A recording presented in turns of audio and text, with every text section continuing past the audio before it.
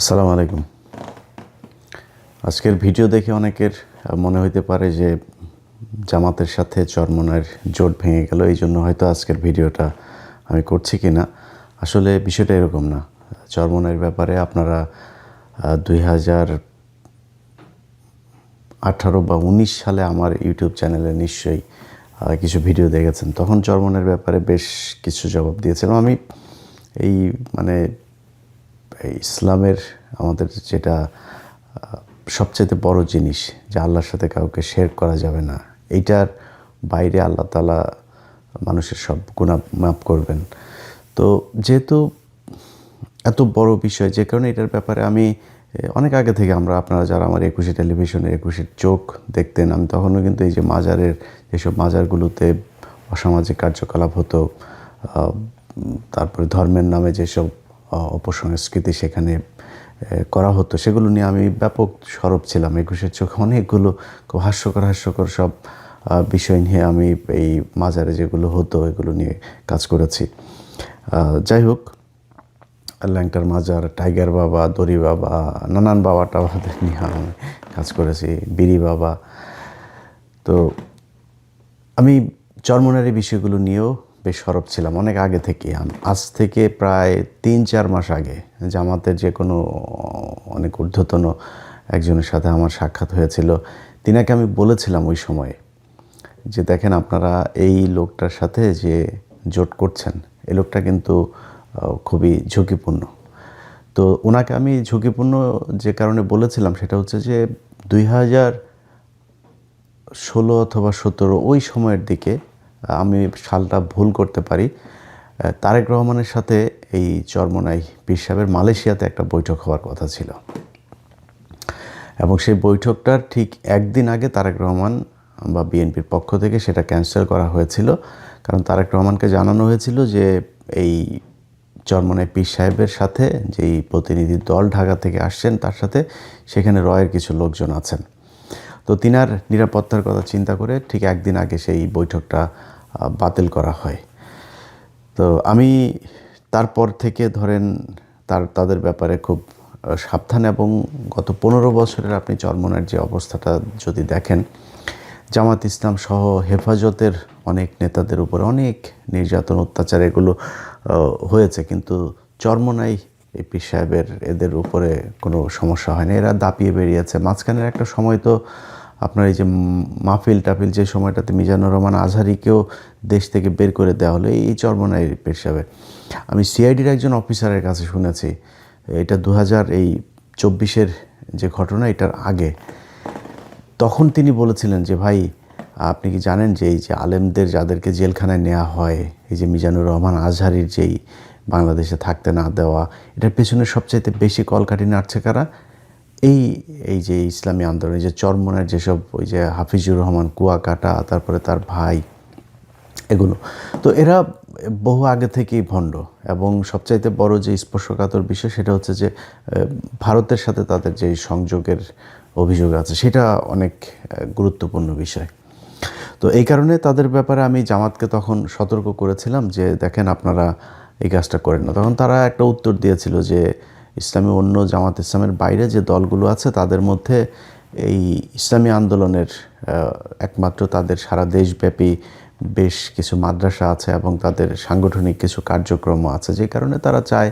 আর আরেকটা কথা বলেছিলেন যে এইটাই একমাত্র দল যেটা কিনা সবসময় এই খুব নোংরা ভাষায় কটাক্ষ করে এবং আজে বাজে কথাবার্তা বলে, তো কিছু খানাপিনা দিয়ে এদেরকে পাশে বসায় রাখা আর কি। তো অনেকটা এইরকম জামাতের একটা পলিসি ছিল। তো ওই দিন আমি ওই নেতাকে বলেছিলাম যে এরা কিন্তু, আপনারা যদি ক্ষমতায় যান, মনে করেন তাদেরকে 30টা আসন দিলেন বা 50টা আসন দিলেন, ওই সময় তারা বোধহয়, আমার যতটুকু মনে আছে, 100 আসন চাচ্ছিল। তো আমি তাকে বলেছিলাম যে আপনারা তাদেরকে যদি নাকি 30, 40, 50 বা যেই কয়টা আসনই দেন, তো সেই আসনগুলো তো মূলত তাদের আসন না। সেই আসনগুলো হচ্ছে এই জামাতের লোকজন, তারা তাদেরকে আসন দিলে জামাতের প্রার্থী সেখানে বসে যাবেন, বসে গিয়ে তাদের পক্ষে ভোট করবেন, অর্থাৎ জামাতের ভোটগুলোই চরমোনাই পাবে তখন। এখন আপনি তাদেরকে 40টা 50টা আসনের ভেতরে মনে করেন 20টা আসন তারা পেল। 20টা আসন যদি পেয়ে তারপরে আপনি সরকার গঠন করলেন, যদি জামাত ইসলাম এবার ক্ষমতায় আসেও, সেটার একটা সম্ভাবনা তো তৈরি হয়েছেই। যদি আসে সেক্ষেত্রে আমি মনে করি যে বিএনপিও বিশাল একটা ফাইট দিবে। তো খুব হাড্ডাহাড্ডি একটা লড়াই হবে এবারে নির্বাচনে, আমার বিশ্লেষণ। তো যদি এরকম হয় যে জামাত ইসলাম ধরেন 160টা পেল বা 155টা পেল বা 170টা পেল, বিএনপি ধরেন 130টা পেল, বা মানে আমি সাপোজ একটা কথা বলছি, এখন এই চরমোনাইকে যদি 20টা দেওয়া হয়, তার মানে ম্যাজিক ফিগার তো হচ্ছে 151, 151 আপনাকে পেতেই হবে। তো 151 পেতে গেলে আপনি ধরেন 170 যদি পান, তাহলে এখান থেকে 20টা আপনি তারে চরমোনাই পেল। চরমোনাই যদি পায়, এখন চরমোনাই মাঝখানে গিয়ে বলল যে আমরা এই চাই, কারণ তাদের চাওয়া তো যেটা চাবে তারা সেটা চাবে। তো তারা বলল যে আমরা এখন এইটা চাই। এটা না দিলে কি করবে, তারা সব পদত্যাগ করবে, সব চরমোনাইয়ের যে কজন এমপি আছে তারা সবাই চলে আসবে থেকে, সংসদ থেকে। আচ্ছা, তখন চলে আসলে আপনার অবস্থাটা কী হবে? আপনি 170টা নিয়ে সরকারে আছেন, এখন আপনার তো 150 হয়ে যাবে। তখন আপনি তো সংসদ তো ভেঙে দিতে হবে, আপনি ক্ষমতা হারাবেন। তো এইসব জিনিসগুলো আমি খুব এইভাবে বলেছিলাম ওই সময়তেই। বলার পরে তারা বলেছিল ঠিক আছে, দেখা যাক কি হয়। তো কি হয় সেটা নির্বাচনের আগে যে হয়েছে, এটা আমি মনে করি জামাত ইসলামের জন্য অনেক বড় একটা পাওয়া। এখানে এই জোটটা ভাঙার পরে চরমোনাইয়ের পক্ষ থেকে একটা সংবাদ সম্মেলন করা হয়েছে। এটা নিয়ে এখনও কথা বলার মতো সময় আসে নাই, তারপরেও আপনাদেরকে একটু জানিয়ে রাখি। ডাক্তার শফিকুর রহমান একটা কথা বলেছেন যে তারেক রহমানের সাথে যেদিন তাদের দেখা হলো খালেদা জিয়া মারা যাওয়ার পরে, যে আমরা নির্বাচনের পরে সরকার গঠনের আগে আরেকবার বসবো। আর চরমোনাই তাদের সংবাদ সম্মেলনে বলেছেন যে এটা একটা পাতানো নির্বাচন, সিলেক্টেড, এটা ইলেক্টেড হচ্ছে না, এখানে সিলেকশন হচ্ছে। কারণ কি? কারণ হচ্ছে এরা মিলেমিশে তারপরে করবে। এই কথাটা আজকে যারা আমার ভিডিওটা দেখবেন তারা মনে রেখেন। খুব সমূহ সম্ভাবনা আছে, মাঠে বিশাল তোড়জোড়, বিএনপি জামাতের মধ্যে ব্যাপক বিরোধী একটা ভাব। কিছু কিছু মানুষ তো আছে প্যাচ লাগানোর তালেই আছে, বিএনপি জামাতের মধ্যে একটা বিশাল দ্বন্দ্ব তৈরি করা, আওয়ামী লীগ বিএনপির মতো অবস্থা তৈরি করা, এটা তো আছে। কিন্তু একটা শ্রেণী নির্বাচন করলে তো ভাই, একই দলের মানুষও তো নির্বাচনে প্রতিদ্বন্দ্বিতা করলে তারা একজন আরেকজনের বিরুদ্ধে তুমুল বিরোধিতা করে, সেটা তো আছেই, থাকবে, কোনো সমস্যা নেই। কিন্তু একটা সমূহ সম্ভাবনা আছে বিএনপি অথবা জামাত যারাই ক্ষমতায় যাক, একক সংখ্যাগরিষ্ঠতা পাক, যদি পায় তাহলে সরকার গঠন হবে দুই দল মিলে। দুই দল না, এই দলের সাথে জোটে কিছু আছে, এই দলের সাথে জোটে আছে, বাট মূল তো এবার খেলা তো হচ্ছে জামাত আর বিএনপির মধ্যে। এই দুই দলই সরকারে থাকবে, আমি যতটুকু এই দিক ওই দিক থেকে নানানভাবে জেনেছি আর কি। এটা হওয়ার একটা সম্ভাবনা আছে। অতএব এই চরমোনাইয়ের যে আপনার সংবাদ সম্মেলনে যে কথাটা বলেছে যে বিএনপি আর জামাত মিলেমিশে ইলেকশন না সিলেকশন করছে, এটার কিন্তু ভ্যালিড একটা পয়েন্ট আছে। এটা চরমোনাই কোনোভাবেই চায় না। এবং চরমোনাই যখন দেখেছে যে না, চরমোনাইকে তো এখানে ঢুকানোর একটা উদ্দেশ্য আছে, সেই উদ্দেশ্যটা বাস্তবায়ন হচ্ছে না, তখন তারা চিন্তা করেছে যে না, এদের সাথে থাকা যাবে না, আগে থেকেই সরে যেতে হবে। এখন এখানে একটা কথা বলেছে চরমোনাই পীর সাহেব, বক্তব্যটা আপনাদের একটু শুনাইলে বোধহয় ভালো হয়, একটু শুনে নেন তিনি কি বলেছেন। 143টা সিটে আমাদের এ গ্রেড, আমরা এই গ্রেডে আছি, 143টা সিট, 143 আসনে এ গ্রেড। এ গ্রেডটা কি আজ পর্যন্ত আমি জানি না যে এ গ্রেড মানেটা কি। এ গ্রেড এটা তো বলতে পারে নাই, কিন্তু এই এ গ্রেড হোক আর গ্রেড হোক, যেটা এটা কি জিনিসটা কি আসলে, এটা ওনারা জিজ্ঞেস করেন বা গ্রেড বানান করতে বলেন ইংলিশে, আমার বিশ্বাস পারবে না। কিন্তু এটা যে বললেন, ধরেন এ গ্রেড মানে এটা কি বোঝায়, কি একটা জিনিসের গুণগত মানের ক্ষেত্রে বোঝায়, এই গ্রেড বোঝায়, গ্রেড দিয়ে উনি নির্বাচনের মাঠের এটারে ওনার প্রার্থীদেরকে কি বুঝাইতে চেয়েছেন আমি জানি না। নির্বাচনে তো আপনাকে কত ভোট পাবেন সেটা বিষয়, আপনার গ্রেড কি, মানে প্রার্থী এত দামি দামি প্রার্থী, নোবেল বিজয়ী ইউনুস টিনুস এই টাইপের প্রার্থী তো আপনাদের নাই। এ গ্রেড মানেটা কি এটা আল্লাহ জানেন। যে 143 আসন, এ গ্রেড তো আছে এখনও তো আসেন, কোনো সমস্যা নাই তো, এটা তো পাবেন আপনারা। সো 143 আসনে যেহেতু এ গ্রেড, আর পর বিসি গ্রেডও আছে বলে বলেছেন ওনার বক্তব্যে। তো এই এ গ্রেড আমরা বিসি বাদ দিলাম, এ গ্রেডে যেহেতু আছে এটার তোর আর কোনো মিস নাই, এটা করার জন্য মানে ফেল করার তো কোনো চান্স নাই। তো এ গ্রেডেরগুলো ফিরে আসুক 100টা। আজকে আমি যখন ভিডিওটা তৈরি করছি জানুয়ারির 19 তারিখ 2026, আজকের এই ভিডিওটা মনে রাখেন চরমনের লোকজন, এটা সেভ করে রাখেন, ডাউনলোড দিয়ে সেভ করে রাখেন। এবং বলে রাখলাম 12ই ফেব্রুয়ারি যে নির্বাচনটা হবে, চরমোনাই একটা আসনও পাবে না, এটা আজকে বলে রাখলাম, ভিডিও ডাউনলোড করে রাখেন। যদি একটা আসন পান, আপনারা কোনো জোট টোটে না যায়, যদি এক আসন পান, আমি ওই দিন চরমোনাইয়ের পীর সাহেবকে ফোন করে এই লাইভে এসে তারপরে আপনাদের কাছে সরি বলবো, এক আসন যদি পান, এটা আজকে বলে রাখলাম। আচ্ছা, এখন আমার এই কথাবার্তায় আমার চরমোনাইয়ের অনেক লোকজন আছে, এদের অনেকে আছে ইসলাম প্রিয়, আমি এদেরকে খুব পছন্দ করি, যে কোনো ধর্মেরই, মানে যে কোনো ধর্ম নিয়েই কেউ কটাক্ষ করুক এটা আমি চাই না। এবং যে কোনো ধর্মের কেউ ধর্ম পালন করে সে তার মতো, আমি এটাকে পছন্দ করি, অপছন্দ করি না। তো চরমোনাইয়ের এখানে অনেক লোকজন আছেন, এবং এখানে কিন্তু আপনার এরা আসলেই মানে খুব ইমানদার মানুষ, খুব প্র্যাকটিসিং মুসলিম, এবং বাংলাদেশকে ভালোবাসে, এরকম অনেক অসংখ্য এদের আছে, কর্মী সমর্থকেরা আছেন।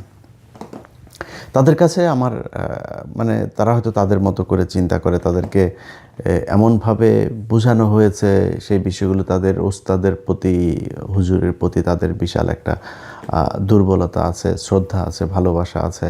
যে ভালোবাসা থেকে তারা তাদের মতো করে মানুষকে, কিন্তু মানে যখন আপনি ছোটোবেলা থেকে আপনাকে একটা জিনিস বোঝানো হবে, আপনি কিন্তু ওইটা ওইভাবেই বুঝবেন। ধরেন আমি যদি মুসলমান না হইতাম, মানে মুসলমান পরিবারে জন্ম না নিতাম, আমি একটা খ্রিস্টান পরিবারে জন্ম নিতাম বা হিন্দু পরিবারে জন্ম নিতাম, আমি মুসলমান হইতাম কি না এটা আমি গ্যারান্টি দিতে পারবো না, আল্লাহ আমাকে সেই হেদায়েত করতেন কি না। তো তার মানে আমাকে ওই ছোটোবেলায় যেটা বিশ্বাস করানো হয়েছে ওইটাই, বড় হয়ে আমি হয়তো সেটা পরীক্ষা করেছি, নানানভাবে চেক করার চেষ্টা করেছি, আমি সত্যটাই পালন করছি না মিথ্যা করছি। বাট আমার গোড়াপত্তন কিন্তু হয়েছে আমার পরিবার থেকে। তো আপনার যখন ছোটোবেলা একটা শিশুকে আপনি মাদ্রাসায় দিয়ে আসছেন, সে মাদ্রাসায় সে তার ওস্তাদের কাছে যেভাবে শিখছে, যেই মানে একটা কোরআনের আয়াতকেই তারা যেভাবে করছে। ধরেন আমি তাদের এই বেদে মারফত নামে তাদের একটা বই আছে, সেটার আমি কিছু ইয়ে করছিলাম, আজকে একটু দেখার চেষ্টা করছিলাম। এই জায়গায় তারা একটা সূরার রেফারেন্স দিয়েছেন। সূরাটা হচ্ছে সূরা ফাতার 10 নম্বর আয়াত। সেখানে তারা বলেছেন যে কোরআনের আয়াতটাতে যেটার মানে দাঁড়ায় এরকম, যে ব্যক্তি বায়াতকে ভাঙ্গিয়া দিল সে যেন নিজে হালাকাতের মধ্যে ফেলে দিল। এখন চিন্তা করিলে বুঝিতে পারিবেন যে ওই ব্যক্তি কি প্রকার কিয়ামত দিবসে পীর কেবলার সঙ্গী হইয়া উঠিবে। হাসরের দিন পথহারা হইয়া সে নানা দিক দৌড়াইতে থাকিবে। বন্ধুগণ, দুনিয়ার ধোকায় পড়িয়া কখনো আখেরাত খুয়াইবেন না। যাহারা দুনিয়ার লোভে পড়িয়া আখেরাত বরবাদ করিয়া দেয়, তাহাদের মেসাল হিসেবে হযরত থানভী রহমতুল্লাহ আলাইহির একটি নকল পেশ করিয়া দিলাম।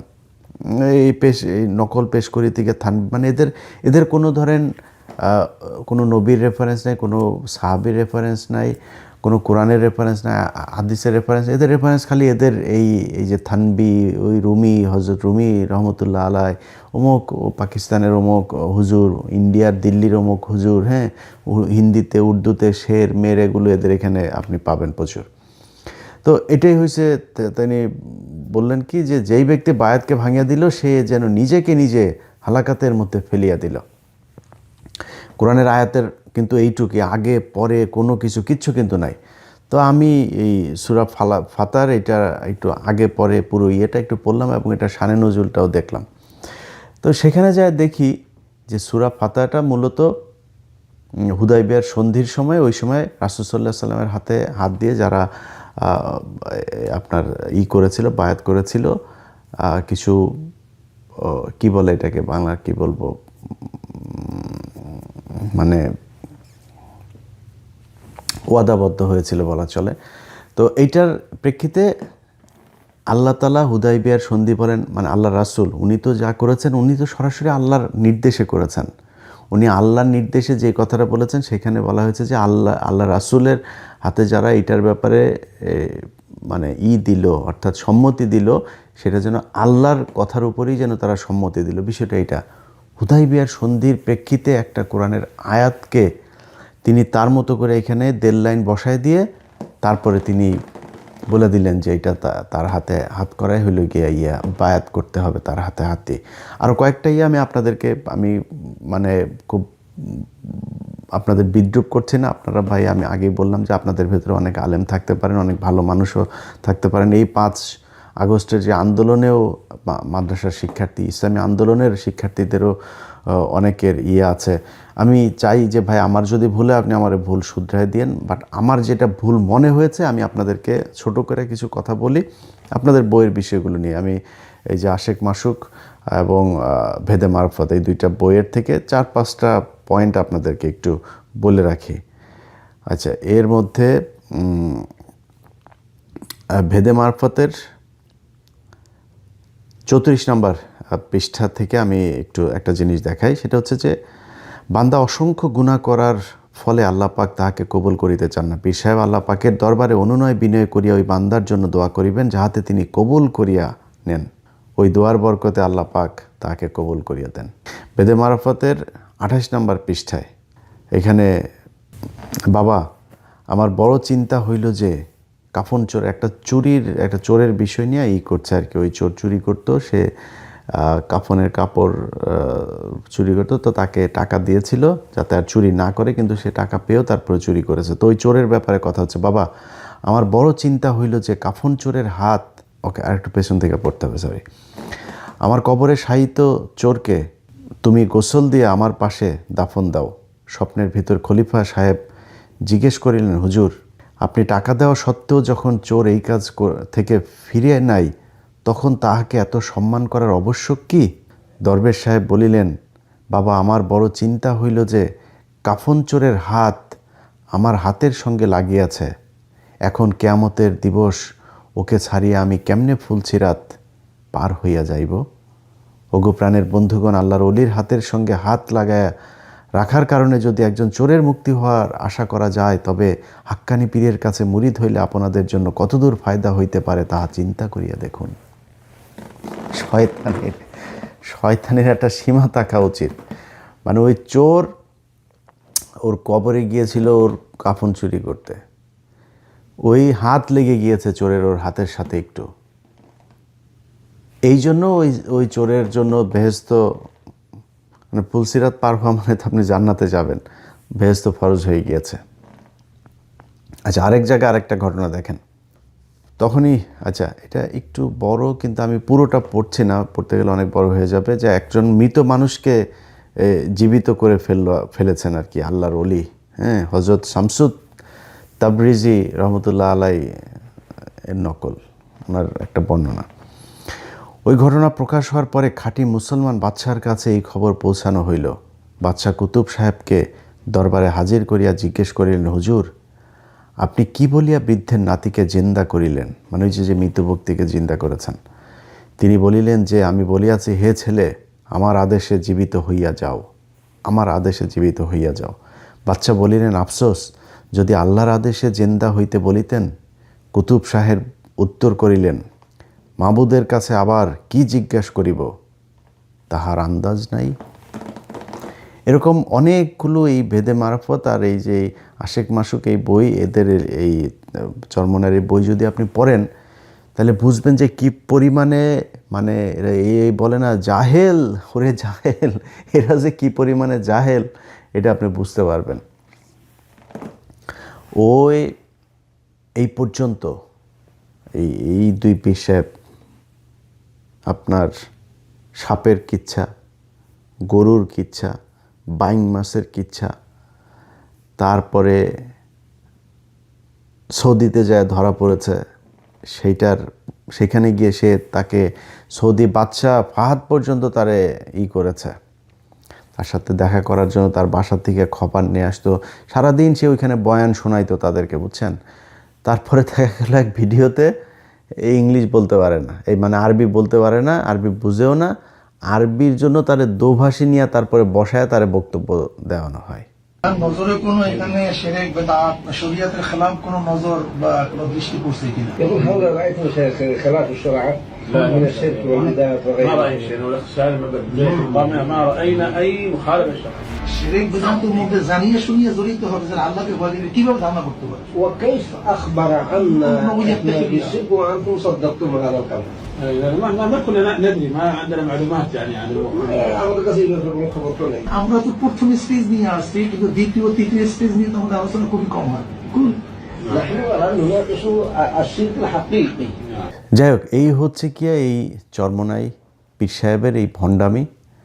সো আপনারা যারা তাকে অন্ধভাবে বিশ্বাস করেন, অন্ধভাবে তার প্রতি আনুগত্য প্রকাশ করেন, এবং যেসব মানুষ মনে করেন যে আপনার এই যে পীর সাহেবের, চরমোনাই পীর সাহেবের ইয়েতেই করলেই আপনি বেহেশতে চলে যাবেন, এরকম বাংলাদেশে ভণ্ড অনেক আছে। দেওয়ানভাগী ভণ্ড, কুতুববাগী ভণ্ড, তারপরে এই যে আটরশির ভণ্ড, তারপরে ওই আরেকটা আছে ওই যে আটরশিরটাই বোধ হয় যে ফয়সাল, হ্যাঁ, বিশাল ভণ্ড, আওয়ামী লীগের ছিল, পলাতক এখন। তারপরে এই চরমোনাই আরেক ভণ্ড, ওই যে কুয়াকাটা মাটা এগুলি, এটার সাথে যে কটা থাকে এরকম ভণ্ড আছে কিছু। আবার এরকম এই ভণ্ডদের ভেতরে আবার এই যে আরও কিছু ভণ্ড আছে, সবাই আর না বলি আজকের ইয়েতে। যাই হোক, আমার কথা হলো যে ভাই, আপনি এই নিয়ে, মানে যে ব্যক্তি কোরআন, আল্লাহ, রাসূল এগুলো নিয়ে যে ব্যক্তি মিথ্যা কথা বলতে পারে, তারে দিয়ে পৃথিবীর সব কিছু সম্ভব। এটা শেখ হাসিনার চাইতেও ভয়ঙ্কর। মানে শেখ হাসিনারে তো মানুষ জানে ও ইসলাম বিদ্বেষ, ও ইসলাম মুসলমানদের বিরুদ্ধে কাজ করে, কিন্তু ওরে যে ও নিজে লেবাস টেবাস পরে তারপরে এগুলো করে। এই যে ধরেন আপনি ইয়েতে যদি দেখেন, মানে কোরআনের প্রথম দিকের যে আয়াতগুলো, যেমন সূরা বাকারা, এসব জায়গায় খুব বেশি এই মুনাফিকদের কথা বলা হয়েছে। ওই রাসূল সাল্লাল্লাহু আলাইহি ওয়াসাল্লাম যখন ইয়েতে গেলেন, মদিনায় যখন হিজরত করলেন, হিজরত করার পরপর কিছু নতুন একটা সমস্যা তৈরি হলো, সেটা হলো এই যে মুনাফিকদের সংখ্যা বেড়ে গেল। এরা সামনে এসে রাসূল সাল্লাল্লাহু আলাইহি ওয়াসাল্লামকে বলে, হ্যাঁ আমরা সবাই কালেমা পড়েছি, আবার ওরা বাইরে গিয়ে তারপরে বলে যে আমরা কোরআন আমরা আসলে ওদের সাথেই করেছি। আবার কিছু ক্ষেত্রে পরিবারের সবাই হয়ে গিয়েছে, দুই একজন হয় না, এরা কিছুটা এইদিকে কিছুটা ওইদিকে, কোনো বড় ধরনের জানমালের প্রশ্ন আসলে তারপরে তারা আবার পেছনে সরে যায়, এরকম কিছু সমস্যাতে। তা আমি মনে করি এবং এদের ব্যাপারে খুব কঠোরভাবে বলা হয়েছে। সো এরা মুশরিকদের চাইতেও এরা ভয়ঙ্কর। সো এই ধরনের মুনাফিক, এরা তো কাফের টাফের ফতোয়া দেয়, আমি ফতোয়া দিলাম না, আমার কাছে মনে হয় যে এ আসলে মুসলমান নাই। কারণ যেই ব্যক্তি নিজেকে কিছু মানুষের টাকা পয়সা নেওয়ার জন্য, কিছু মানুষকে তার পেছনে ঘোরানোর জন্য, অন্ধভাবে তার ভক্ত বানানোর জন্য যে কোরআনের বিকৃত করে তারপরে প্রচার করে, আল্লাহর সাথে যার মানুষকে শিরক করায়, তার কারণে তো অনেক মানুষ শিরক হয়েছে। এই যে বায়াত হয়ে এই যে এগুলি করে, এই যে ফুলসিরাত পার হয়ে তারপরে ইয়ের দিন জাহাজে করে তারপরে তার ইয়েতে নিবে, ভেস্তে নিবে, এরকম আছে না? তাই এই যে কথাবার্তাগুলো বলে যে মানুষকে বিভ্রান্ত করে এবং মানুষকে যে শিরক করায়, এটার রেজাল্ট তো সে পাবে। এবং আমার বিশ্বাস যে আল্লাহ তাদের এইটার কিছুটা নতিজা পৃথিবীতে দেখায় নিয়ে যাবেন।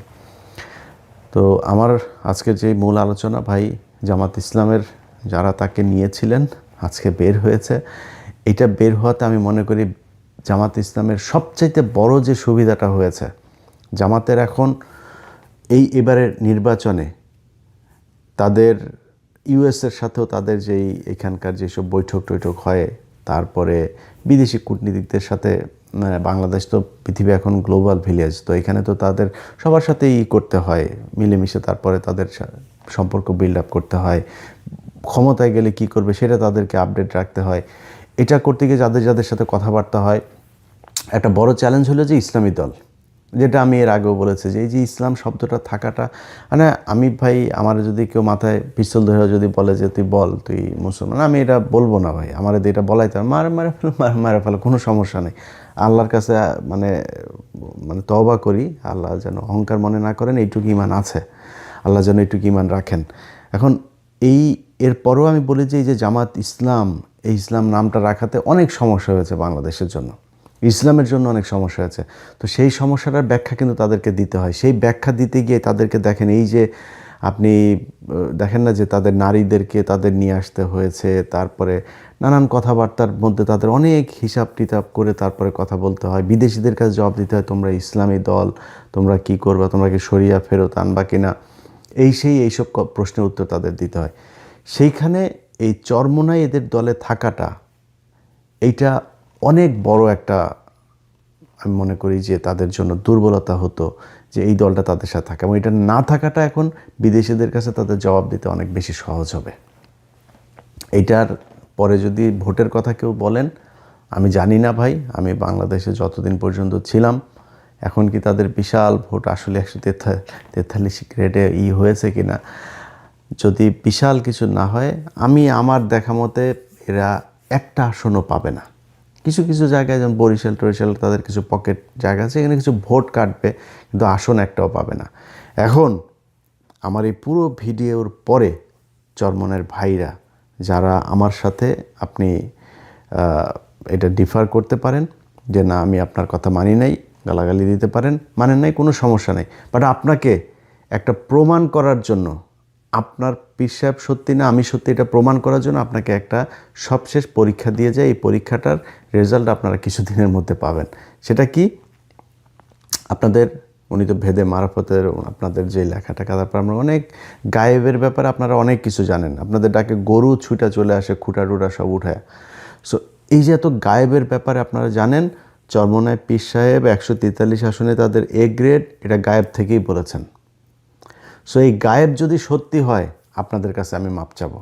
আর যদি গায়েব সত্যি না হয়, আমি যেটা বললাম সেটা সত্যি হয়, তাইলে আপনারা যারা মুরিদান আছেন, আপনারা জবাব দিয়ে দিন। আমাদের অনেকের মাথার মধ্যে শুধু কোরআন কোরআন সরার, শুধু কোরআন কিচ্ছু না। বঙ্গবন্ধু শেখ মুজিবুর রহমান একজন মুসলমান, ইসলামের জন্য কাজ করেছেন, সব গঞ্জাম লাগিয়া যাইতেছে, ফতুয়া দেয়া শুরু করছে জাহেলরা ফতুয়া দেয়া শুরু করছে। জাহেল গন্ডমূর্খ, কিছু ইংলিশ ফিংলিশ পড়িয়া, বাংলা টাংলা পড়িয়া বাস ফতুয়া দেওয়া শুরু করছে। বাংলাদেশের বেশিরভাগ মানুষ এখন তারা বলছে যে আমরা অনেক শাসন দেখেছি, কিন্তু ইসলামের শাসন, ইসলামের নীতি আদর্শ বাস্তবায়নের যে শান্তি সুফল কুফল, এটা আমরা দেখি নাই।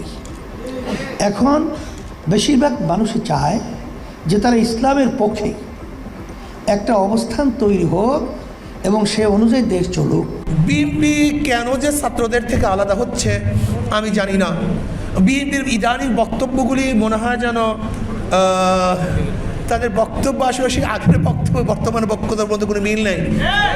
তারা আমাদেরকে ফেসিসের সহকারী হিসাবে ঘোষণা দিয়েছেন। প্রধানমন্ত্রী শেখ হাসিনার কপালে নামাজের দাগ দেখা যায়। তা আমি প্রশ্ন করলাম যে আপনার কপালে তো নামাজের দাগ দেখছি। হুজুর, আমি 7 বছর বয়স থেকে আমি নামাজ পড়ি। কিভাবে? বলে হুজুর, আমি যদি নামাজ না পড়তাম, আমার মা আমার জন্য ঘরে ভাত পাক করতো না। আমার মাকে আমাকে নামাজি বানাবার জন্য চেষ্টা করেছে, সেই থেকে হুজুর আমি নামাজ পড়ি, নামাজ ছাড়ি না। 1463 ঈসাই সালে এই বাংলাদেশে এসেছিলেন ইরাক থেকে শেখ বুরহানুদ্দিন সাহেব। তিনি টঙ্গী পড়ায় এই দিন প্রচার করার জন্য সেখানে অবস্থান করেন। রাগ ডাক সেটাই বলবে, বিএনপি আপনারা কোথায় ছিলেন? প্রতিবার ঈদের কথা বলেছেন, ঈদের পরে সংগ্রাম করব, ঈদের পরে সেইটা করব। হাজার ঈদ চলে গেছে, আপনারা আন্দোলন করতে পারেন নেই। সব বিষয়গুলোই জিস্ট আলোচনাটা আপনাদের সামনে আমাদের সম্মানিত বিএনপি মহাসচিব তিনি উপস্থাপন করেছেন। সেটাই আমাদেরও একই কথা। এই জামাত যেখানে যেখানে লাগবে ওখানে ইসলাম ধ্বংস হয়ে যাবে। জামাত লাগছে আলিয়া মাদ্রাসার মধ্যে, আলিয়া শুধু কোরআন কোরআন, এর মধ্যে শুভঙ্করের ফাঁকি, রাহালি কোরআনিয়াদের স্লোগান। খুব হুঁশ রাখতে হবে। গিয়ে আল্লাহ কাছে বলতেছি, ইয়া নবী আল্লাহ সাল্লাল্লাহু আলাইহি ওয়াসাল্লাম, আমাদের বাংলাদেশের পরিস্থিতি এই, শেখ হাসিনার পক্ষে যাব না খালেদা জিয়ার পক্ষে যাব? আল্লাহ নবী বলতেন, যা তাহলে কি করবে, যেহেতু বড় দুইটা দল, তোরা সবাই শেখ হাসিনার পক্ষে যা। কি কথা ঠিক আছে না? আল্লাহ পাক যেন এদের উপরে পরিপূর্ণ গজব ঢালে। আল্লাহর কাছে বলি, আল্লাহ যেন সেই গজব আমার চোখে দেখায়, এবং আল্লাহ পাক গজব নাজিল করবে, কোনো সন্দেহ নেই। আল্লাহ হাফেজ।